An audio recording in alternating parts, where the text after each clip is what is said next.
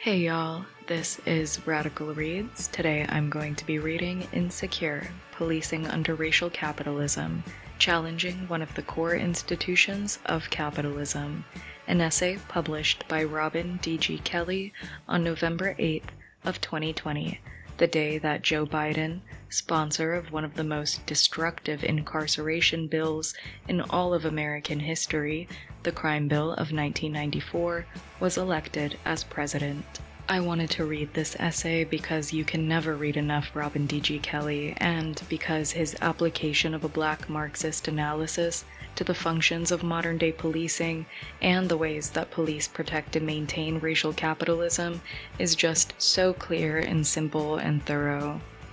We should be unwavering in our commitment to the complete and total abolition of the police. We should not entertain any ideas that the police are a part of the working class. They have bastardized themselves by protecting the interests of capital, and we should never forget this. You can find a link to the PDF of the text in the description below. Be sure to check out my other videos and like, subscribe, share, and leave a comment. I'm always super interested in hearing y'all's thoughts and opinions about the texts I read, even if you disagree with them. If you especially enjoyed this text, look into Robin D.G. Kelley's other works. His writing is fantastic, and you can find his book, Hammer and Hoe, Alabama Communists During the Great Depression, on my channel, and I'll link the playlist of all my Hammer and Hoe videos in the description below. If you have any questions or comments about the text, or just want to discuss anything political, or have any other inquiries, feel free to email me at radicalreads1312@gmail.com. Thank y'all so much for being here, and let's get started. Insecure, Policing Under Racial Capitalism, Challenging One of the Core Institutions of Capitalism, by Robin D.G. Kelley, published November 8th, 2020. The liberal identification of security with liberty and property in fact masks an underlying insecurity at the heart of the bourgeois order, the insecurity of property, which is deeply connected to the question of class. Security is part of the rationale for the fabrication of order. In terms of the demand for order in society, it is under the banner of security that police most often marches. Mark Neocleus, The Fabrication of Social Order. Police function to produce race, a category essential to the workings of the state market under racial capitalism. Any analysis of U.S. policing must consider its constitutive relationship to the racialization of black and brown subjects, not only theoretically, but also in history, with the U.S. police's structural formation as an anti-black force. Mikol Segal, Violence Work. The modern police force in the U.S. was created to protect capital and the owners of capital. As the coercive arm of the state, the police are the primary instruments of state violence, particularly racialized state violence. They function as an occupying force in America's impoverished ghettos, barrios, reservations, on the southwest border, and in any territory with high concentrations of subjugated communities. Their defense of corporate property and capitalist extraction was clearly on display during the protests against the Keystone XL and the Dakota Access pipelines. The other BLM, the Bureau of Land Management, hired armed officers, employed local police forces, and worked with the FBI to stop what U.S. officials called domestic terrorism. At Standing Rock, North Dakota, the police and private guards used tear gas, batons, attack dogs, water cannons, rubber bullets, beanbag rounds, and mass arrest to attack indigenous land defenders and water protectors and their allies, all in the name of protecting the interests of TC Energy Corporation, Energy Transfer Partners, and their various investors. Despite the hand-wringing and outrage over the Trump administration's flagrant violation of the Posse Comitatus Act of 1878, limiting the use of the military in domestic matters, the police have long functioned as an army against dissident social movements. The police are the first line of defense against strikes and protests by Black, Brown, Indigenous, anti-racist, anti-fascist, left-wing, queer, and feminist assemblies, while often becoming a cordon to protect Klansmen, Nazis, and the alt-right. For readers of The Spectre, this is all common knowledge. The idea that the police were created to uphold bourgeois class rule and white supremacy has pretty much been accepted wisdom among various Marxists for at least a century, and yet abolishing the police has only recently become a chief demand among broad sectors of the Marxist left, and even now it is not universally embraced. We shouldn't be surprised, since the current push to defund or abolish the police grew from a decade of organizing by radical movements that are frequently relegated to the margins of the left or dismissed as identity movements, namely anti-carceral feminists, Black, Latinx, and Indigenous radicals, community and youth-based mobilizations against police violence. Among them are Black Lives Matter, the Dream Defenders, Black Youth Project 100, We Charge Genocide, Bold or Black Organizing for Leadership and Dignity, Million Hoodies Movement for Justice, Dignity and Power Now, Ella's Daughters, Asada's Daughters, Black Feminist Futures Project, Leaders of a Beautiful Struggle, Let Us Breathe Collective, Hands Up United, Lost Voices, Organization for Black Struggle, Millennial Activists United, organizations that at some point fell under the umbrella of the Movement for Black Lives. While the demand for police abolition surfaced in 2014 during the protests in Ferguson, Missouri, in response to the killing of Michael Brown, it does not begin there. Critical Resistance issued a statement calling for the abolition of police as early as 2009. Instead of police, the statement asks, what if we got together with members of our communities and created systems of support for each other? We are capable of looking after and caring for one another, providing each other with our basic human needs, creating community self-determination. Relying on and deploying policing denies our ability to do this, to create real safety in our communities. Critical Resistance was a part of a wave of radical formations in the 1990s that laid the foundations for the current wave of police and prison abolition. The Malcolm X Grassroots Movement, Prison Activist Resource Center, the Prison Moratorium Project, Critical Resistance, Labor/Community Strategy Center, Project South, Power, or People Organized to Win Employment Rights, Southerners on a New Ground, or SONG, Incite, Women of Color Against Violence, Sista to Sista, the Los Angeles Community Action Network, Black Youth Coalition Against Civil Injustice, Miami Worker Center, the Praxis Project, Fierce, or Fabulous Independent Educated Radicals for Community Empowerment, Queers for Economic Justice, the Sylvia Rivera Law Project, or SRLP, to name a few. That some of these organizations and many of the leading abolitionist thinkers identify as Marxist or Marxist-oriented, notably Angela Davis, Ruth Wilson Gilmore, and Mariam Kaba, among others, doesn't seem to matter. There is a tendency among sectors of the left to treat these movements as narrowly focused on identity at best, or race reductionist at worst. According to this logic, the only movements that matter focus on universal issues of class, jobs, healthcare, taxes, and the environment. The problem with this argument is that it confuses opposition to institutional oppression and marginalization with identity politics. None of these movements are exclusionary.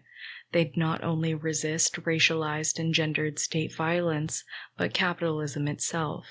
Besides, what is more universal than a movement dedicated to eradicating all forms of oppression and exploitation, ending state-sanctioned violence, replacing police, military, and prisons with genuine, humane, non-carceral paths for safety and justice? This narrow conception of the U.S. left has largely rendered invisible a Black Marxist critique of state violence and policing within established socialist and communist movements, one exception being the communist leader William L. Patterson's landmark appeal to the United Nations, "We charge genocide." There has been surprisingly little discussion of the CPUSA's National Alliance Against Racist and Political Repression, which grew out of the campaign to free Angela Davis, nor has anyone, as far as I know, acknowledged Paul Buttel, later known as Kwame Samburu, who called for abolishing the police when he was the Trotskyist Socialist Worker Party's, or the SWP, vice presidential candidate in 1968. The Harlem-born Buttel left school at age 16, tired of being indoctrinated with Christianity, capitalism, and Caucasianism. He drove a taxi for a living and became an active member in a number of Black nationalist and anti-imperialist organizations during the early 60s, including the Fair Play for Cuba Committee and the Freedom Now Party, an all-Black political party that endorsed African-American SWP leader Clifton DeBerry for president in 1964. That year, Buttel ran unsuccessfully for a New York State Senate seat on the Freedom Now Party ticket. He joined Malcolm X's short-lived Organization of Afro-American Unity and witnessed his assassination in the Audubon Ballroom on February 21, 1965. Buttel immersed himself in SWP politics, running for Manhattan Borough President in 1965, State Attorney General in 1966, chairing Afro-Americans Against the War in Vietnam and the Black United Action Front before his historic vice presidential bid as Fred Halstead's running mate. Buttel's campaign plank in 1968 could be adopted today. In one of his early stump speeches in Philadelphia, he called for free college education and medical care for all, a reduced work week with no corresponding reduction in pay, ending the Vietnam War and reinvesting those resources in schools and hospitals, and decent low-rent homes, nationalizing banks and major corporations and placing them under the control of democratically elected workers' committees, and the abolition of police. The latter, it should be noted, was not part of the SWP's platform, but Buttel nevertheless proposed a public safety alternative that would entail electing representatives from communities to replace troops and police. Following a wave of urban rebellions against police violence during the summer of 1967, Buttel argued that the militarization of police mirrored U.S. counterinsurgency measures abroad. The capitalist class determines the means of the struggle in this country, and their means is violence. They are ready to do anything at all to suppress the Black movement: helicopters, armored tanks, chemical warfare, even concentration camps. In other words, the Black left's protracted struggle to dismantle the U.S. police state has for too long remained at the margins of Marxist thought and praxis. The problem was highlighted recently in Spectre by Peter Eichler in his excellent response to Dustin Guastella, the Democratic Socialists of America, DSA leader, who not only opposes defunding the police, but affirms their role in ensuring public safety, particularly the safety of people of color and the poor. Eichler demolishes Guastella's arguments point by point, and his fundamental conclusion repeats what police and prison abolitionists such as Mariam Kaba, Ruth Wilson Gilmore, Angela Davis, and indirectly at least, Paul Boutelle, Kwame Samburu, and others have been saying for decades: to end police violence, end racial capitalism. Eichler's piece is compelling and persuasive, but it opens up a larger question. What is the role of police in reproducing racial capitalism? This article is an attempt to offer some schematic answers to this question, particularly with respect to the function of police in real estate, finance, capital, and technology as generators of revenue and as labor. Section 1. Ruth Wilson Gilmore reminds us that capitalism is never not racial. Capitalism emerged in Europe within a feudal system already built on racial hierarchy. Capitalism was/is racial, not because of some conspiracy to divide workers or justify slavery and dispossession, but because racialism had already permeated Western feudal society. Racial capitalism extracts surplus value and structures exchange value by assigning differential value to human life and labor. Through land enclosure, slavery, dispossession, displacement, predatory lending, taxation, disenfranchisement, and the long history of looting through terror and government policies that suppressed wages of racialized subjects, relieved them of property, excluded Black people from better schools and public accommodations, suppressed Black home values, and subsidized white wealth accumulation. Racial capitalism is dynamic. The last couple of generations has endured a neoliberal variant of racial capitalism that dismantled the welfare state, promoted capital flight, privatized public schools, hospitals, housing, transit, and other public resources, and resulted in the massive growth of police and prisons. These policies have produced scarcity, poverty, alternative illicit economies regulated through violence, and environmental and health hazards. Just as capitalism emerged within the feudal order, so did the police.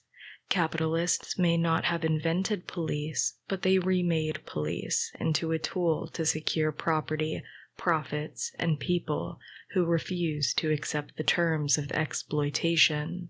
In North America, the precursors to the police were the slave patrols, citizen militias deputized by local, state, and federal governments to track down fugitive slaves and put down insurrections, and militias deployed to suppress native communities. However, the slave patrols were not a police force per se. They were closer to what Friedrich Engels described as a self-acting armed organization of the population. Using Europe as his guide, Engels recognized the danger that popular militias pose for the state, especially as the class divide sharpens. Fear of armed rebellion compelled the state to replace popular militias with units of armed men employed by the state, police, and standing armies, and backed up with material adjuncts, prisons, and institutions of coercion of all kinds. In settler societies like North America, however, race kept these popular militias loyal to the state and its colonial projects, even as class antagonisms grew. These units were white for a reason. Before the birth of the Republic, colonial landholders had managed kidnapped African labor, unruly indentured white labor, and relations with what were then sovereign and often powerful indigenous communities. Unable to stop white servants and Africans from running away together, finding refuge in swamps, hills, and among native peoples, the land-owning class decided to free white servants and turn them into small property owners, proletarian citizens, and/or slave patrollers invested in the white republic and the dream of attaining wealth and power for themselves. An armed white population was not only central to legitimizing anti-black and anti-indigenous violence, but it also shored up white property lists and working-class support for this regime. However, with the growth of industrial capitalism and the increase in European immigration during the late 19th century, the state and owners of capital could no longer depend on white workers to support the status quo. Professional police forces replaced citizen militias. Although by the turn of the 20th century, the state held a monopoly of lethal force and assumed greater responsibility for maintaining order, upholding the color line, regulating sexuality, and suppressing dissent, bodies of armed whites continued to exist as adjuncts to racialized state violence. Therefore, it is important to make a distinction between the police as a formal, modern institution and policing as a broader set of practices and procedures that operate beyond, but sanctioned by, formal state structures. Historian Peter Linebaugh put it best: investigation into the history of police soon finds it to be inseparable from conquest, slavery, debt, industrial discipline, and social hierarchies. Armed settlers, pioneers, militia, army units, slave patrollers, Texas Rangers, posse comitatus, slave catchers, factory guards, troopers, private security forces, vigilante groups, MPs, lynch mobs, Fords, service department, death squads, night riders, and the KKK have all served police functions. Let's take lynch mobs. How do we explain the fact that Congress passed the first anti-lynching bill in U.S. history in 2020? As of this writing, the bill still has not passed the Senate since it is being held up by Senator Rand Paul of Kentucky. Since 1882, the nearly 200 anti-lynching bills introduced to the U.S. Congress were all defeated. We're inclined to either scratch our heads in befuddlement or blame die-hard racist Southern senators, but the fact of the matter is that lynching was a form of policing. To call it illegal because it violates one's constitutional right to due process misses the point. Lynch mobs were white. Their targets were primarily, not though exclusively, black. Lynch mobs were instruments of state power that performed a key function by punishing those accused of transgressing law or custom and disciplining entire black communities. A charred, mutilated body hanging from a tree served as a visible and potent reminder of the price of stepping out of line. Lynching was a form of racial, class, and sexual regulation. Images of predatory black men circulated widely in popular culture, and fear of the black rapist was instilled in white women. Such fear allowed white men to demand subordination, deference, and loyalty from white women in exchange for their protection. Their duty, after all, was to maintain the purity of the race, so protecting white womanhood also meant protecting the womb and the bloodline. In this arrangement, any sexual encounter between black men and virtuous white women was presumed to be rape. Consensual relationships between black men and white women were inconceivable. These ideas were hardly archaic. On the contrary, they were backed by modern science at the time. Daniel G. Brinton, considered the first professor of anthropology in the U.S., wrote in his books Races and Peoples of 1890 that white women have no more holier duty, no more sacred mission than that of transmitting in its integrity the heritage of ethnic endowment gained by the race throughout thousands of generations of struggle, that philanthropy is false, that religion is rotten, which would sanction a white woman enduring the embrace of a colored man. The problem, of course, is that the science was false and the evidence was not there. Only 29% of African American lynch victims between 1882 and 1930 were even accused of sexual assault of some kind, and of that figure, less than 2% involved a murdered rape victim.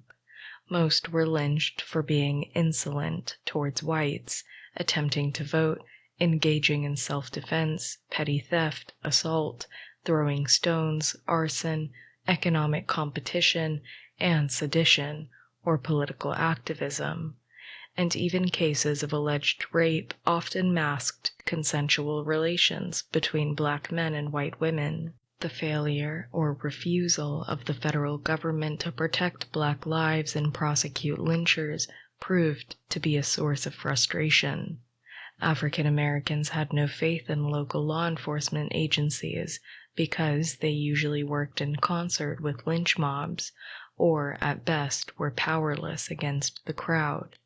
Writer and activist Frances Ellen Watkins Harper expressed the sentiments of many when, in February 1891, she told members of the National Council of Women, "A government which has power to tax a man in peace and draft him in war should have power to defend his life in the hour of peril." Lynch victims tended to be working class.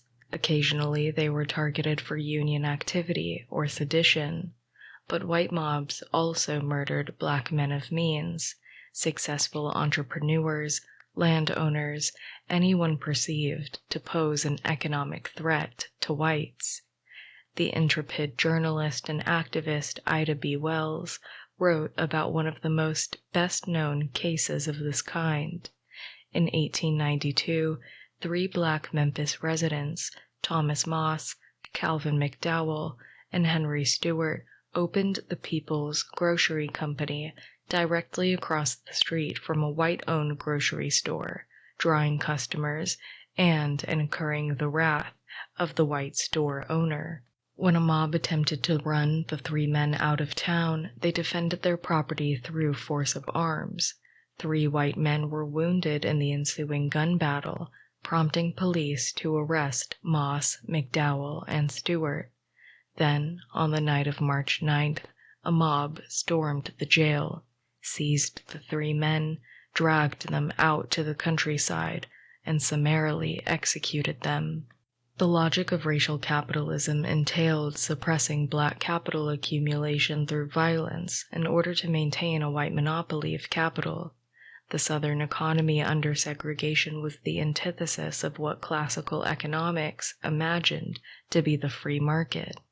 In cities and towns where African Americans comprised a large proportion of the population, the system deliberately and methodically suppressed competition and undercut black merchants so as to ensure the flow of black dollars to white coffers without giving black consumers equal service or products, or black workers equal wages. These private, white-owned businesses relied on the state to codify and enforce discriminatory practices that wiped out competition, legalized second-class status, and required inferior service.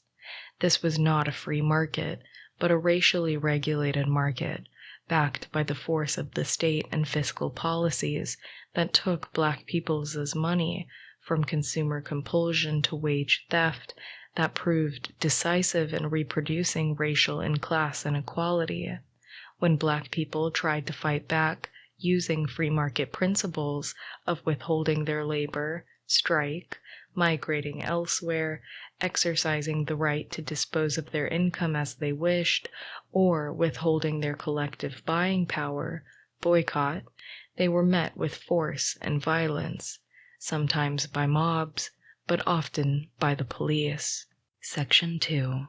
Today there are still structural barriers to black wealth accumulation, but the use of state-sanctioned mob violence targeting wealthy African Americans has all but disappeared.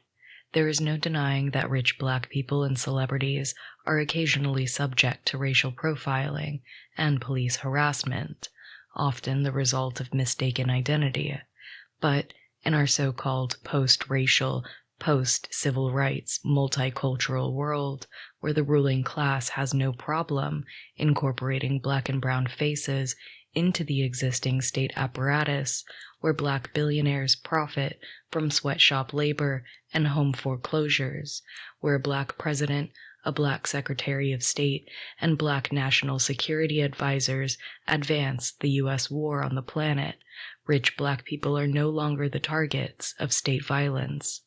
The Black entrepreneurs most likely to experience police violence are street vendors, evidenced by the killing of Eric Garner, who was selling loose cigarettes on the streets of Staten Island, New York, and Alton Sterling, who sold CDs on the streets of Baton Rouge, Louisiana.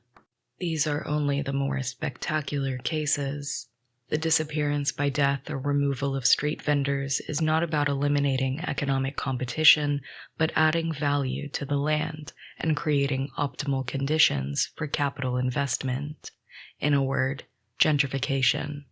New York City in the 1990s offers a textbook example of the advanced role of police in facilitating gentrification.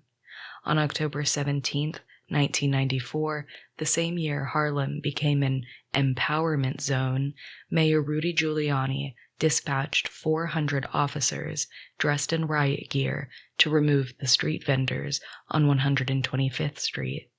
These vendors, who had been selling their wares for at least 3 decades or more, represented a truly diasporic entrepreneurial These vendors, who had been selling their wares for at least 3 decades or more, represented a truly diasporic entrepreneurial class, with merchants hailing from West Africa and the Caribbean operating alongside native-born African Americans.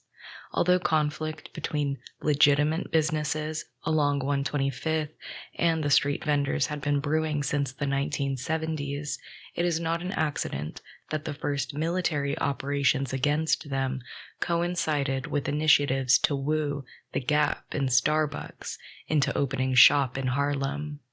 Giuliani and the police prepared the ground for their new residents by stepping up the war on drugs. Although much of Harlem had been ravaged by the crack epidemic of the 1980s, the number of drug arrests had increased significantly over the past 5 years, despite a steady decline in drug use and violent crimes. Undercover officers were everywhere in Harlem, mostly engaged in buy-and-bust operations, in which they randomly sought out dealers, made a purchase, and called their field team to execute the arrest. Their job was to essentially round up all the low-level dealers, including lookouts or addicts who earned vials of crack by simply finding customers. The war on drugs was a part of a general war on crime that resulted in an escalation of police activity, arrests, and harassment during the 1980s and 90s. The NYPD's increasingly aggressive policing in Harlem, as well as the blacker parts of Brooklyn, Queens, the Bronx, and Staten Island, mirrored the prevailing trend during the 1980s, broken windows policing. First elaborated in a 1982 essay by George L. Kelley and James Q. Wilson, broken windows theory placed the blame for urban decay on the social values and behaviors of poor, primarily Black people. As the argument goes, criminals flourish in deteriorating, disorderly neighborhoods, and disrespect for one's community leads to disrespect for authority and the law. As long as ghetto residents lacked concern for the condition of their neighborhoods, crime would run rampant. Small infractions are just a gateway to violent crime.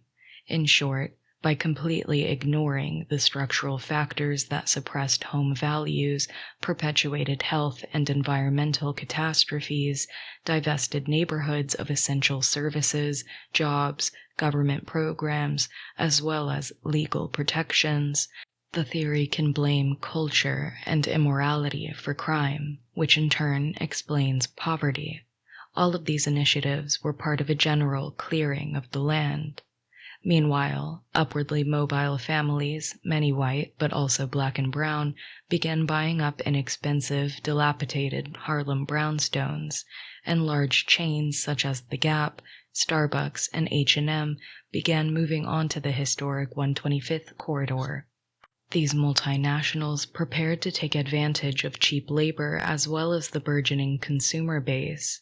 The state directly supported the corporate invasion with a $100 million empowerment zone grant and $250 million in tax credits, rather than invest in the well-being of the working people and the poor in Harlem.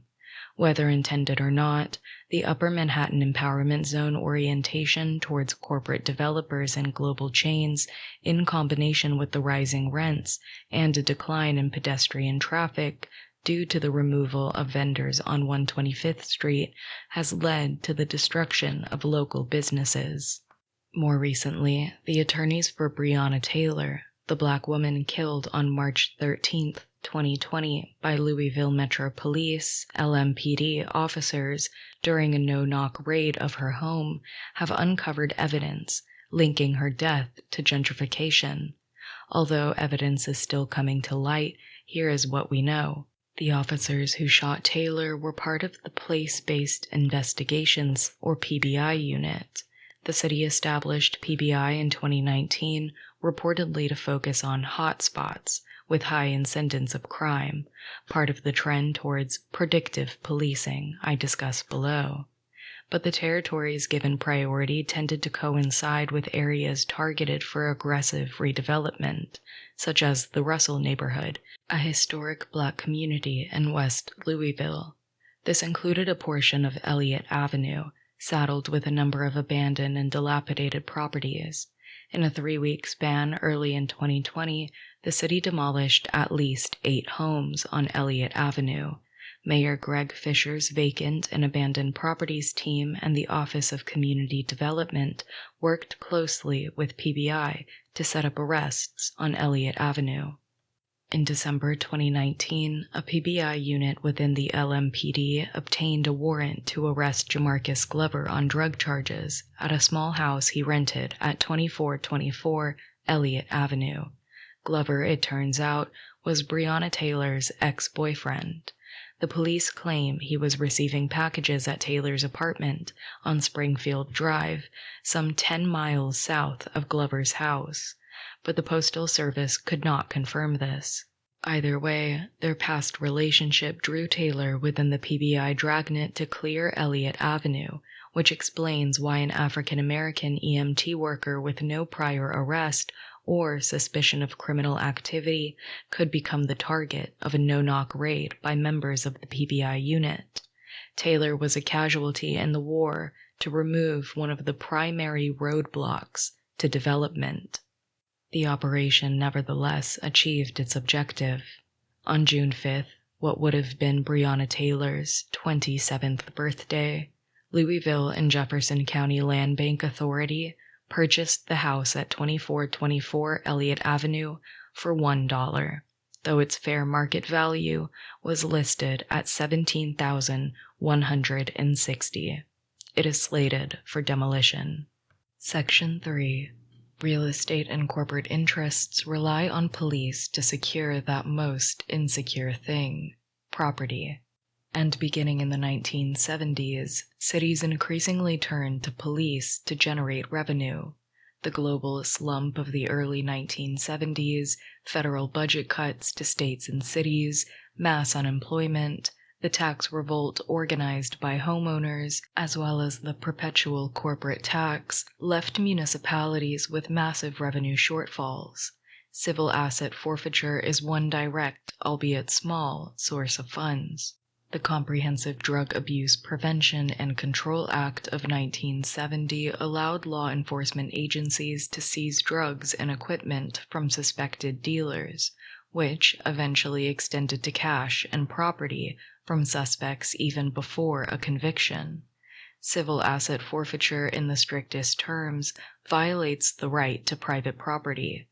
Fees and fines are a far more significant source of municipal revenue, But just as police target poor people of color in order to enhance land value for real estate interests, much of the revenue from fees and fines is extracted from poor Black and brown communities.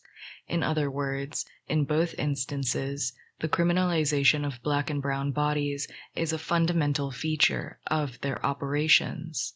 The criminalization of Blackness, like that of the illegal alien, means being subjected to state regulation, containment, discipline, and punishment, while not being worthy of protection.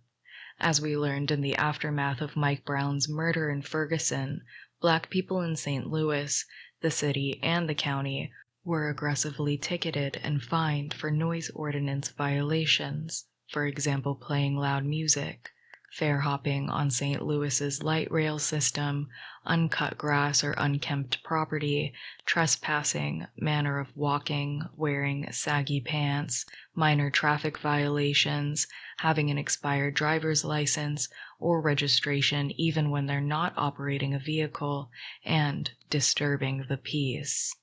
According to data collected from the Ferguson Police Department between 2012 and 2014, African Americans accounted for 85% of vehicle stops, 90% of citations, and 93% of arrests, despite making up only 67% of the municipality's population.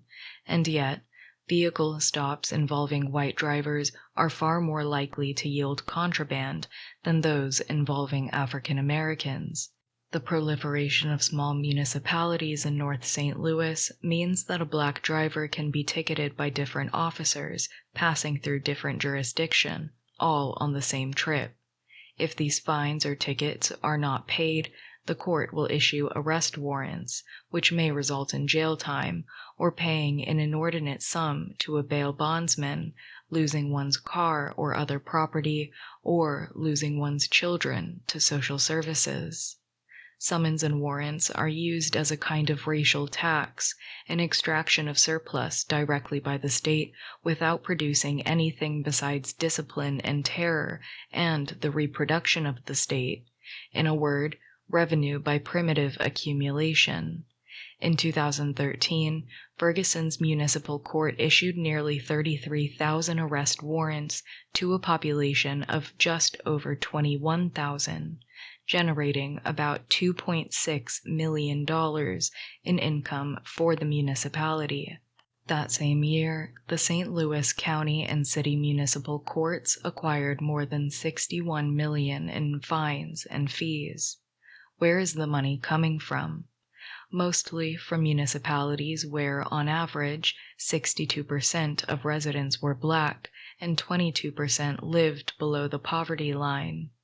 Elected officials, city bureaucrats, and law enforcement worked tirelessly to squeeze as much money from poor, vulnerable communities as possible. Just consider this passage from the U.S. Department of Justice investigation into the Ferguson Police Department.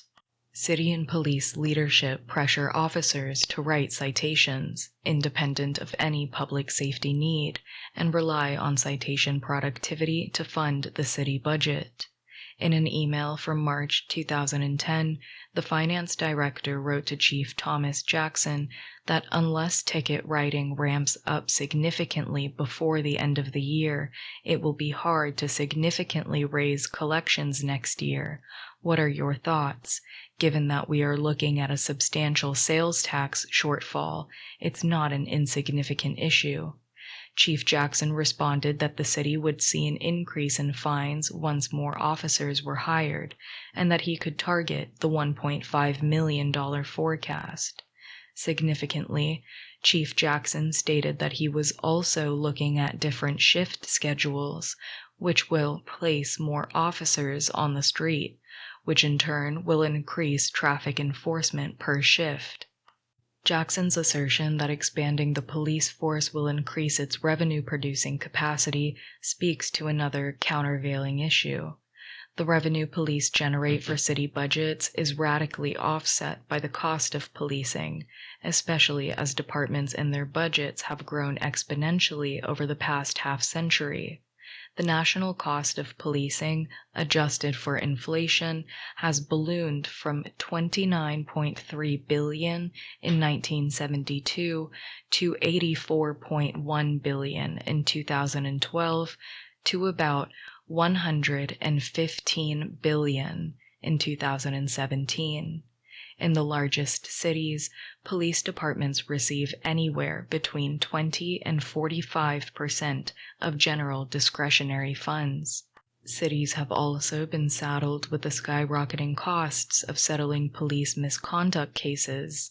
During the fiscal year 2016 to 2017 alone, New York City paid a staggering $335 million for police misconduct lawsuits. Chicago had to pay out $100 million in 2018 alone, and between 2005 and 2018, similar settlements cost Los Angeles $880 million. Police union contracts shield individual officers from personal liability in these instances, even if the officer in question violates a victim's constitutional rights. As a consequence, city governments, which is to say taxpayers, have to foot the bill for settling these cases. Since the costs far exceed municipal budgets, cities and counties are forced to borrow. Enter Wall Street. Municipal governments issue bonds to cover settlement costs, which are managed by Wall Street firms and turned into profitable sources of investment.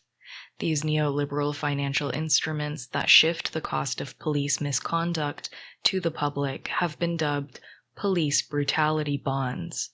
Banks such as Wells Fargo, Goldman Sachs, and Bank of America, as well as smaller regional banks and other firms, collect fees for their services, and investors earn interest, which in turn increases the real costs of the settlements, a significant proportion of which go to banks and investors. For example, in Chicago between 2010 and 2017, bond borrowing to pay out police misconduct cases amounted to $709.3 million. The city paid investors $1 billion in interest, costing taxpayers a whopping $1.71 billion. In Los Angeles, between 2008 and 2017, police brutality bonds amounted to $71.4 million, plus an additional $18 million in interest paid, fleecing taxpayers to the tune of $89.4 million. During the same period, the city of Cleveland borrowed $12.9 million to cover their settlements, but the interest paid out exceeded $7 million, leaving taxpayers with a bill for $20.3 million. Police brutality bonds are yet another example of racial capitalism's extractive policies, transferring wealth from over-policed communities to Wall Street. The New York Stock Exchange's decision to suspend trading for 8 minutes and 46 seconds to honor George Floyd during his funeral marked a level of hypocrisy bordering on the absurd. The failure to change police practice and use of force policy cannot be attributed simply to the opportunism of finance capital or blamed entirely on the power of police unions to push through qualified immunity clauses. The price of police violence may be high for the people who have to pay it, but the police don't work for the people. They work for capital, and one of their primary tasks is to provide security for an insecure system. Government and corporations have a vested interest in the police as an instrument of coercion, a terrifying expression of absolute power. Michael Siegel perceptively calls this violence work. Police violence is a fundamental feature of state and corporate power and white supremacy. Private corporations, in particular, have demonstrated their commitment to a robust, militarized police force by investing in police capital improvement bonds, public debt securities issued to finance equipment purchases, and capital improvements to police properties. Corporations, as well as some universities, have also donated generously to private police foundations. The National Police Foundation was established in 1970, financed by the Ford Foundation, largely in response to the mass rebellions in America's ghettos during the late 1960s. Its stated objective was to advance the science of policing and new ideas, strategies, and technologies to improve the quality of police services and in maximizing public trust, accountability, and police legitimacy. Over time, local police foundations became conduits for corporations to contribute financially to police, influence policy, and introduce hardware and technologies in which they may have a vested interest. Amazon, Bank of America, Starbucks, Google, Microsoft, and Target are just a few of the police foundation's biggest corporate donors. The Philadelphia Police Foundation's corporate backers include Brandywine Realty Trust, as well as Temple University and the University of Pennsylvania. Police foundations enable departments to purchase equipment such as surveillance technology, guns, ballistic helmets, and drones, and directly assist officers with bonuses or legal fees with no oversight or public input. The Atlanta Police Foundation helped fund a significant overhaul of the department's surveillance capacity by purchasing over 12,000 cameras. Just this year, the foundation spent $2 million issuing $500 bonuses to Atlanta police officers after a higher than usual number called in sick to protest the district attorney's decision to charge Officer Garrett Rolfe in the fatal shooting of unarmed Rayshard Brooks. When we talk about defunding the police, it is important to recognize the significant role police foundations play in securing additional funds that don't appear as line items in city budgets. Section 4. While police foundations have become funders and advocates for embattled police departments, they continue to function as a private research and development arm for law enforcement, especially in the area of technologies of surveillance, data mining and management, and the growing field of predictive policing. For donors, the purpose of R&D is investment. They are not performing a public service. Policing's focus on technologies of surveillance and what law enforcement scholars euphemistically call data-informed strategies and evidence-based policing is as old as policing itself. Capitalism and surveillance go hand in hand. In the 18th century, Samuel Bentham set out to break British shipbuilders of their customary practice of taking excess pieces of wood home with them. So, he figured out a way to watch every corner of the dockyards. His brother ran with the idea and invented the panopticon. Simone Brown, in her brilliant treatise on surveillance and blackness, put the matter quite plainly. Surveillance is nothing new to black folks. It is the fact of blackness. When computer-generated databases became essential tools of policing in the 1960s and 1970s, urban rebellions and police concentration in poor black communities drove the collection and interpretation of data. So, it is no surprise that ostensibly neutral technology reinforced, if not accelerated, the criminalization of black and brown communities. In Los Angeles, for example, the Street Terrorism Enforcement Prevention Act of 1988 allowed police to add the names of youth to a comprehensive gang database, even if they had not been charged with a crime.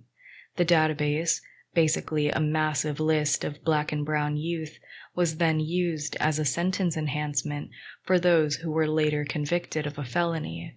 In 2007, the Los Angeles Police Foundation received a $200,000 donation from Target that helped the LAPD purchase the latest surveillance software from a fairly new Silicon Valley startup called Palantir Technologies.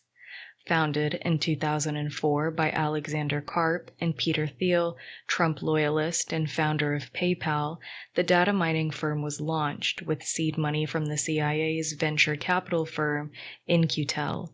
They tout the powers of their predictive software for anticipating earthquakes and fighting COVID-19, but security has been their main focus. One of its biggest clients, Immigrations and Customs Enforcement, or ICE, relied on Palantir to conduct mass raids and deportation operations. In 2009, powered by Palantir, the LAPD launched Operation Laser, or Los Angeles Strategic Extraction and Restoration, with assistance from UCLA anthropologist Jeffrey Brantingham. Operation Laser maintained an ongoing list of community residents to monitor by creating chronic offender bulletins for so-called persons of interest. Like other predictive policing systems, Operation Laser relies on what's called automated risk assessments to determine a person's likelihood of committing a crime. The software aggregates massive amounts of data to determine the risk profile of neighborhoods in order to concentrate police surveillance, or the risk profile of individuals who are being released on parole. The problem is that the algorithm identifies the very hotspots that were already targeted for criminal behavior, and thus register high numbers of arrests. The result is an algorithm designed to racially profile. Indeed, studies show what most of us can predict. Predictive policing reinforces existing racist biases and overwhelmingly targets poor Black and brown communities. Historical crime data does not predict future criminal activity, rather, it predicts future policing, leading to a continued over-policing of vulnerable communities. And this kind of data mining also draws people into its vast web of criminalization simply because they are acquainted with or related to a suspect. This is precisely how Louisville's crack PBI unit ended up at Breonna Taylor's apartment. Section 5. Finally, are police workers? In the strictest sense, yes, police work for wages. They do not own means of production. The labor force is hierarchically organized and managed by supervisors. And yet, although cops technically are not managers, Brian Bean sees their relationship to the working class as analogous to a managerial class because the entirety of their job is to manage and discipline workers. Their social relationship and function is solely as a repressive apparatus against the working class. Their interests, not as individuals, but as a social stratum, are never genuinely aligned with working class interests. Of course, as we've seen above, police work entails more than managing and disciplining workers, but Beans's point is well taken. The fundamental question is this: how does their relationship to racial capitalism and the state shape their relationship to other workers? Here again, I invoke McCall Siegel's notion of violence work. Police are violence workers, and thus fall within a larger category of laborers in the military, private security, corrections, and the like. Police are the human-scale expression of the state, and as such realize the coercive force of the state. The U.S. was founded as a settler colonial state, and it remains at its core a settler colonial state. Therefore, police are not only employed to discipline workers, but to manage subject populations. They are also workers, but differently situated from white workers, most obviously through spatial and residential segregation. Colonial management, after all, depends on the ability to control territory. When Black residents describe their neighborhoods as occupied, it also signals a level of enclosure, which is a feature of coloniality. European settlers of North America had a century and a half to hone its colonial management strategies before the birth of the White Republic, but As the U.S. expanded its imperial footprint, the Philippines, Haiti, Dominican Republic, and Puerto Rico became laboratories for learning how to police its domestic subject populations, namely Black, Brown, and Indigenous communities. By the mid-20th century, the U.S. military sharpened its counterinsurgency operations in Korea, the Congo, Indonesia, and Vietnam, and applied those lessons to American ghettos. But the very insurgencies the state looked to counter exposed America's liberal conceits as the world's greatest democracy. During the Cold War, domestic pressures from anti-racist and radical movements, international pressure from newly decolonized countries, and the socialist bloc, and the spread of American military forces around the world in the name of democracy, forced U.S. officials to attend to its racism problem.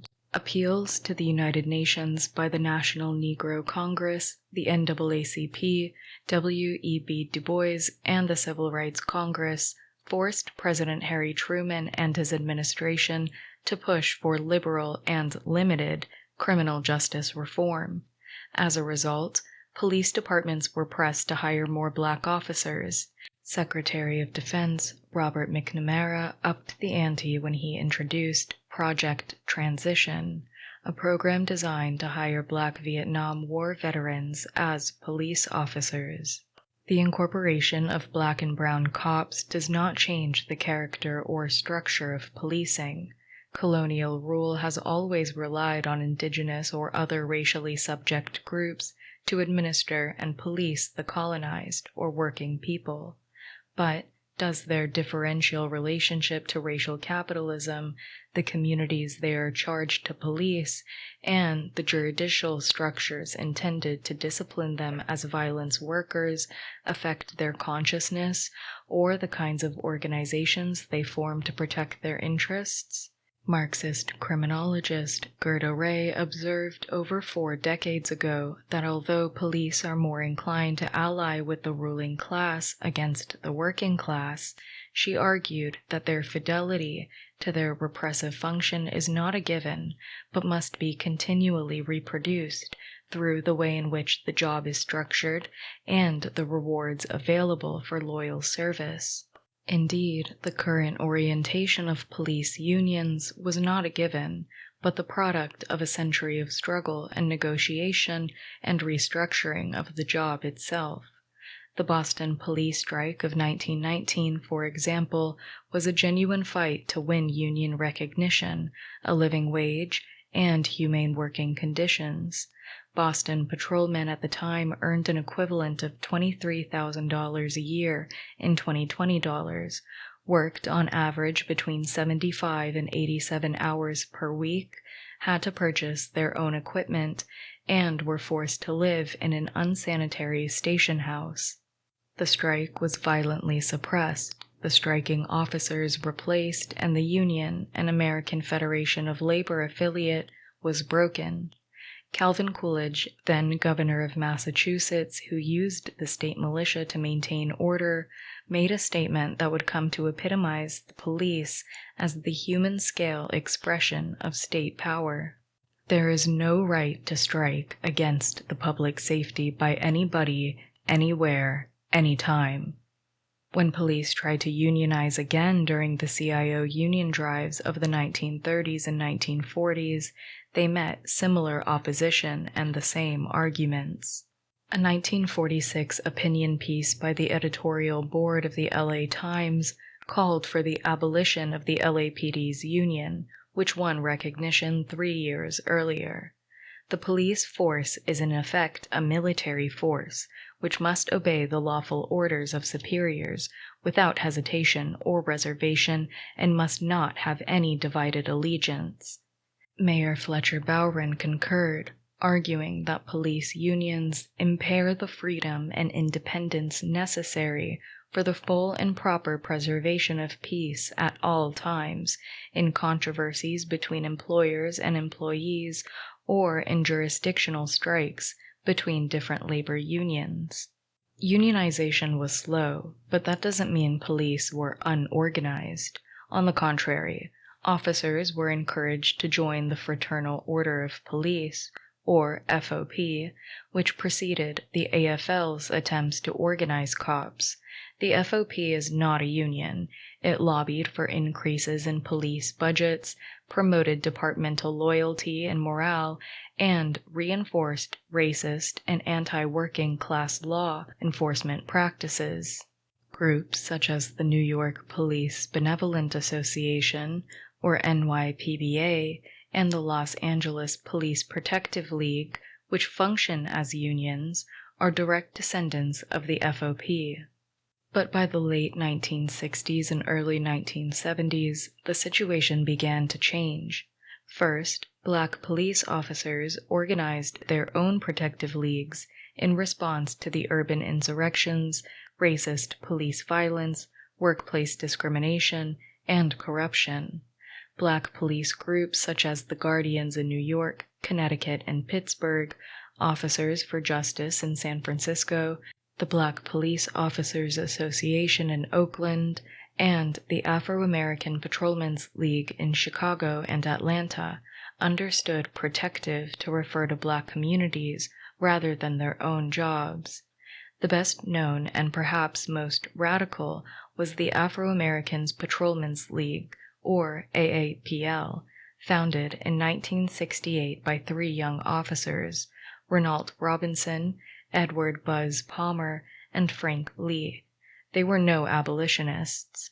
They first came together to complain about the excessive discipline meted out to Black officers for using the same kind of violence on white youths usually reserved for Black people.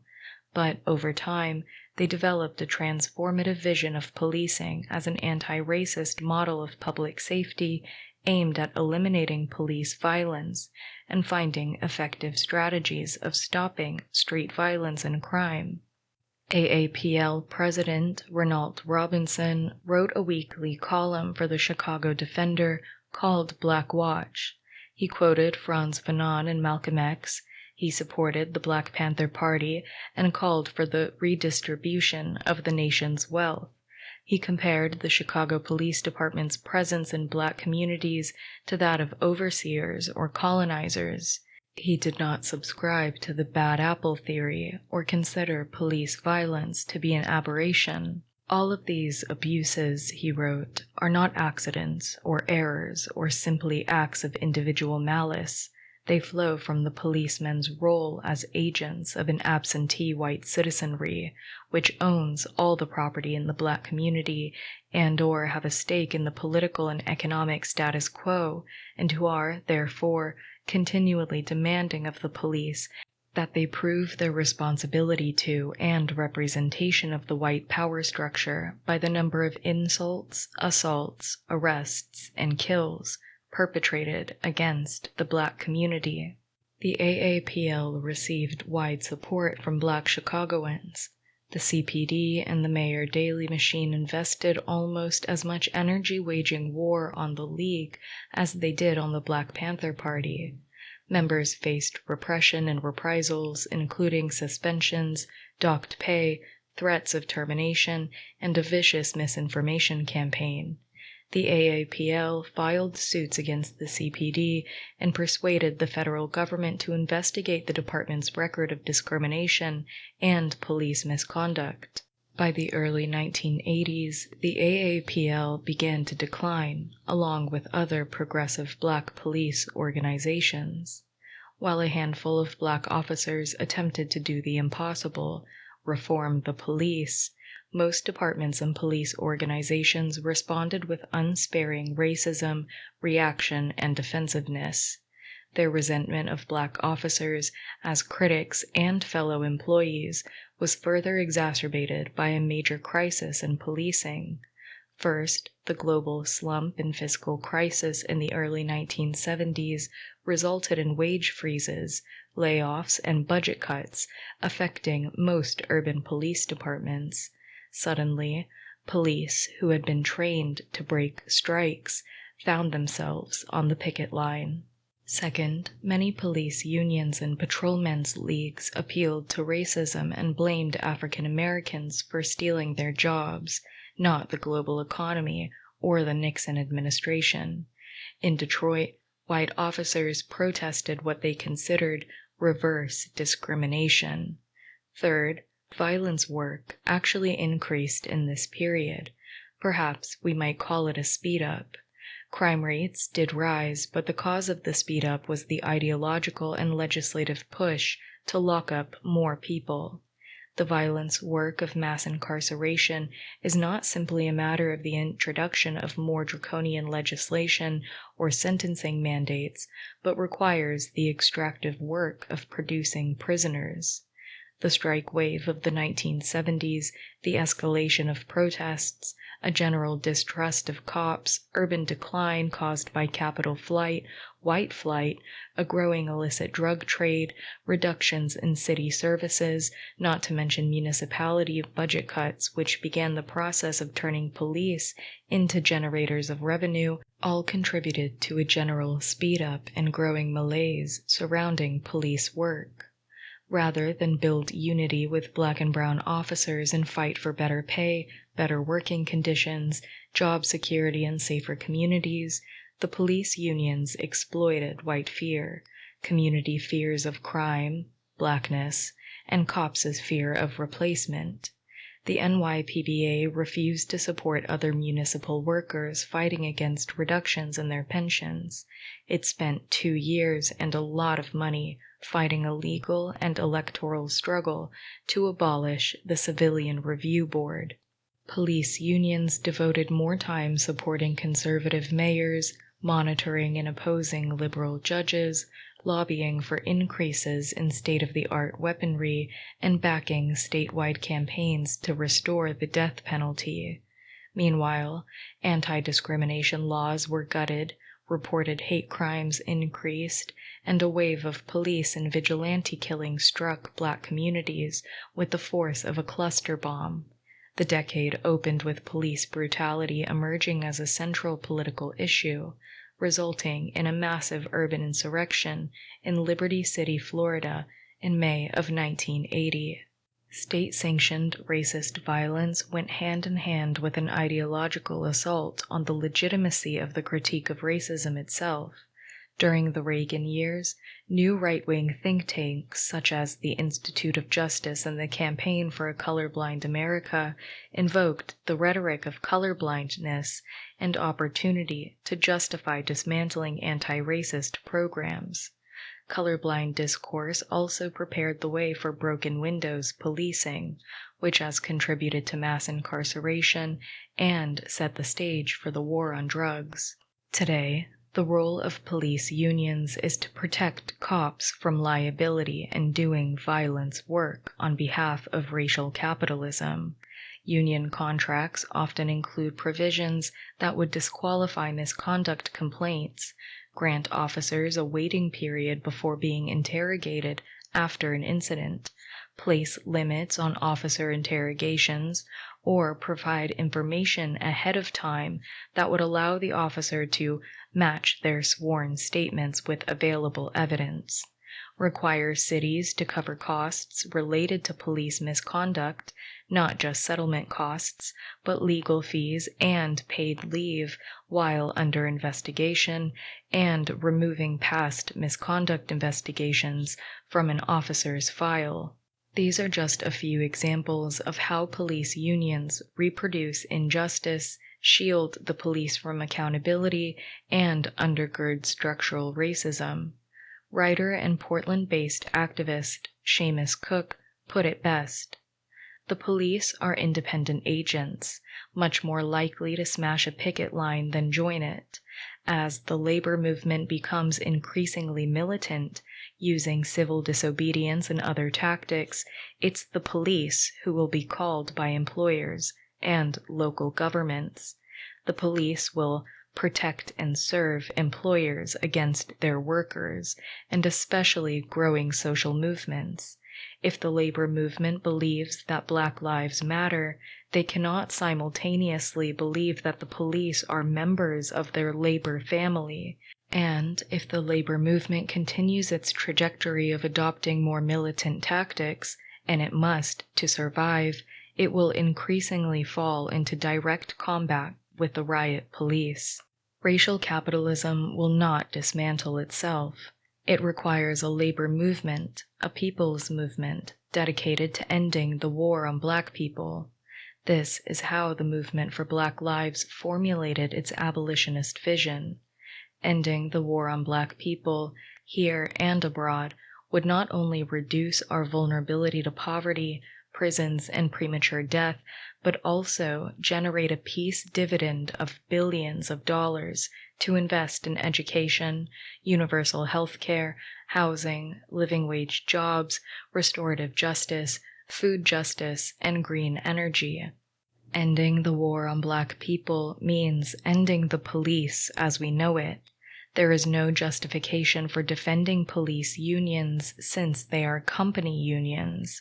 Their job has not changed, and it will not change, to provide security for the reproduction of racial capitalism, leaving the rest of us profoundly insecure. And that's the end of the text. Thank you all for listening. I hope you enjoyed and learned something interesting and radicalizing. It's always super cool to hear y'all's perspectives, so feel free to leave a comment letting me know what you thought. Be sure to check out my other videos and like, subscribe, and share. Again, thank you for being here, and until next time, I'm leaving y'all with love and solidarity from the South.